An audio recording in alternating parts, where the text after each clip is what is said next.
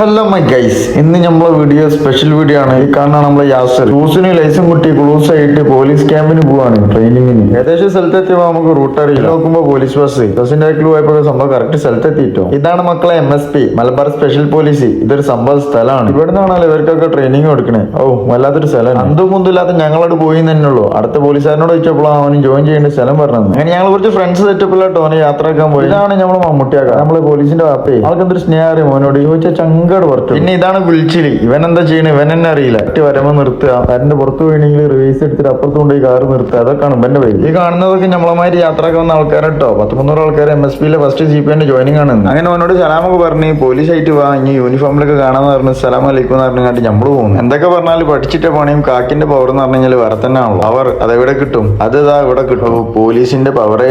അത് കഴിഞ്ഞ് ഞങ്ങൾ നേരെ നാരങ്ങളെ വിട്ട് ബ്രേക്ക്ഫാസ്റ്റ് കഴിക്കാനേ സുബിക്ക് ഇറങ്ങിക്കണേ വള്ള ബൈക്കിന്.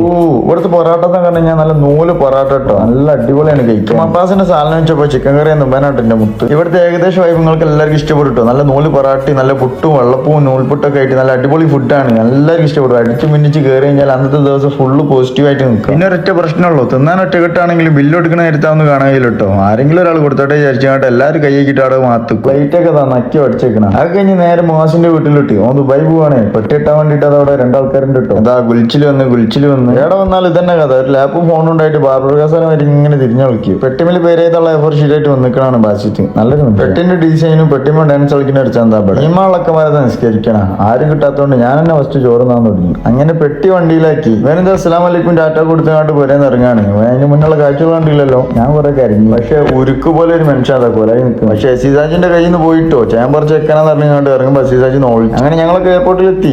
ചെങ്ങായത്തെ കാർ ഒരുത്തിനോട് ബൈക്ക് എന്താ കളിക്കണേ. ഞങ്ങളെല്ലാവരും കെട്ടി പിടിച്ച് ഓന്റെ ബോർഡിംഗ് പാസിനും പറഞ്ഞേച്ചി. ബോർഡിംഗ് പാസ് കിട്ടിയെന്ന് പറഞ്ഞപ്പോ ഒരു കട്ടൻ കാപ്പി അടിച്ച് ഞങ്ങള് വിട്ട്.